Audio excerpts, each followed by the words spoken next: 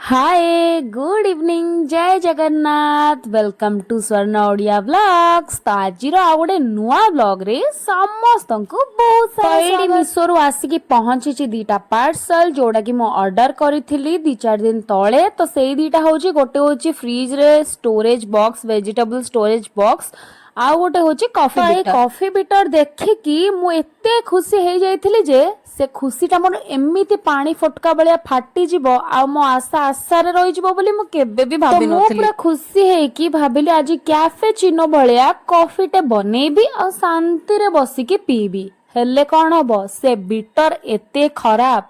से beater press कलाठू totally भी beating हेलानी। Husband को ट्राए करिया को देली निजे ट्राए कली कॉफी एमिति छिटकी की पड़िला रोसई घर सारा। ओफ न कहबा भलो कामरु दिक्काम पछे रोसई घर को एगेन मते बढ़िया से क्लीन करिया को पड़ला। तो छाड़ंतु से कथा आ ओमफेड जो मु मगेई दिथली कॉफी बनेबा पई तो से कॉफी तो बने हेलानी छाड़।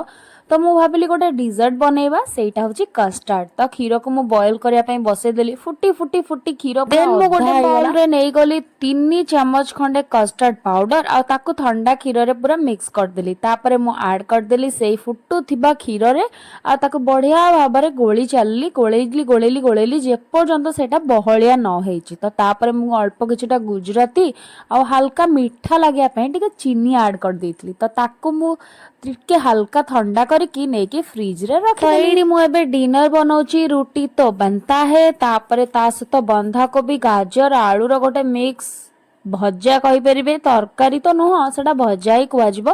ता भीतर झियो ट्यूशन रो पळे आस्ला आ से छतुआ खाई की जाइतला किंतु आस्ला परे टिके कोन दरकार जा भी टिके किछ ना किछ तार मोर मिसी की खाइलु आलू का चिप्स। आलू चिप्स खाइला भितरे मु देखिली फ्रिज रे चेक कली जे सेटा पूरा ठंडा नहीं जा भी हल्का ठंडा हो गलानी। तो एबे टाइम हेची हमरो फ्रूट्स ऐड करिवार आपण जो भी फ्रूट्स चाहिए ऐड करि परिबे। मु तादरे टूटी फ्रूटी चेरी आ ढेर सारा फ्रूट ऐड करिकी तादरे मिक्स करके ताको रखी देली फ्रिज रे पूरा चिल हवा पई जोटा कि चिल वाला कस्टर्ड ना खाइबारे बहुत मजा। तो एटा जेतिकी सुंदर देखा जाउची ना सेतिकी सुंदर ताठो भी सुंदर हेतला खाइबारे यार टेस्ट आ वाह। आपण माने भी एटा खरा दिने निश्चय ट्राई करिवे।